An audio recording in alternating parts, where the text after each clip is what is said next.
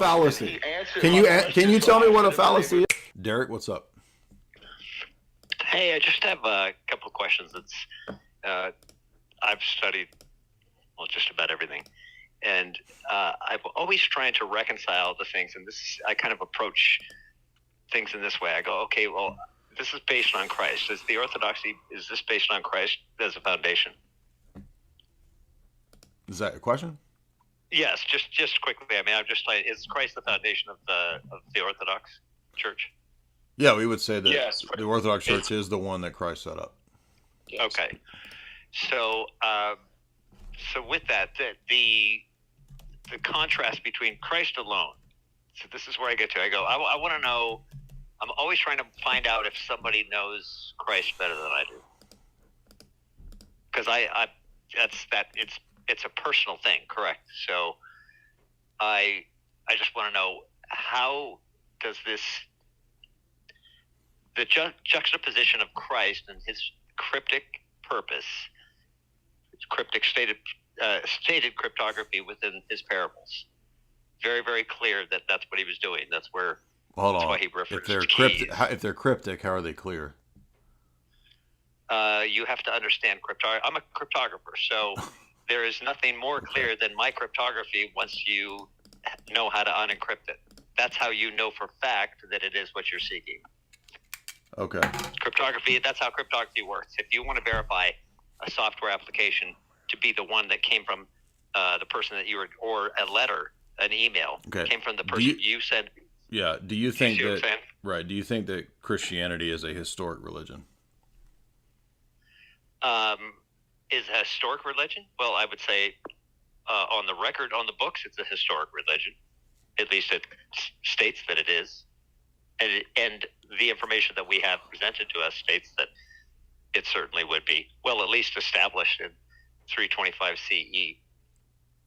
325. Council and Nicaea really kind of set up what the structure of what everything is at this point. So you don't think we can read the Church Fathers prior to Nicaea to see if they taught the same thing?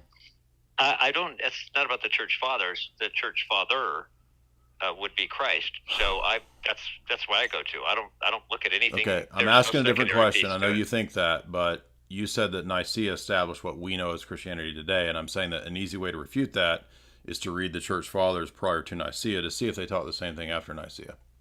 That's what I'm saying. I'm usurping that. I'm going before that and saying I'm going to Christ. I know that you believe that Jesus taught what you think, but what I'm saying refutes your claim that Christianity begins at Nicaea. Well, that only refutes my claim if the second portion of it I believe in, or whether that was true. Oh, gosh. So you can't assume a secondary truth on top of a lie. I mean, I don't. We've tried to have this conversation with you before, and it's like talking to a wall. If you believe that it sounds the same to me. That's why it requires adults to have a mature conversation, because it's not. Oh, it's very much just a sight thing. You see it in a different way than I see it. No, I mean, I can objectively read the Church Fathers prior to Nicaea, like Irenaeus, like Clement, like Ambrose. So what makes the Church Fathers? Why are you interrupting me? Because it disproves your claim. Why are you offended? Take it. I'm not offended. It's one by one. I'm going to refute the points. You said that what we know of as Christianity today begins at Nicaea, and I'm saying I'm going to refute that proposition and claim right there, because when I go to the Church Fathers that are prior to Nicaea, we'll get to Jesus in a minute. The Church Fathers prior to Nicaea teach the same thing as the ones after Nicaea. So the claim that Nicaea is the beginning of Christianity as we know it is false. Well, how do you know that they taught the same thing? Because I've read them for years. I can give you the citations. How do you know what you're reading is accurate?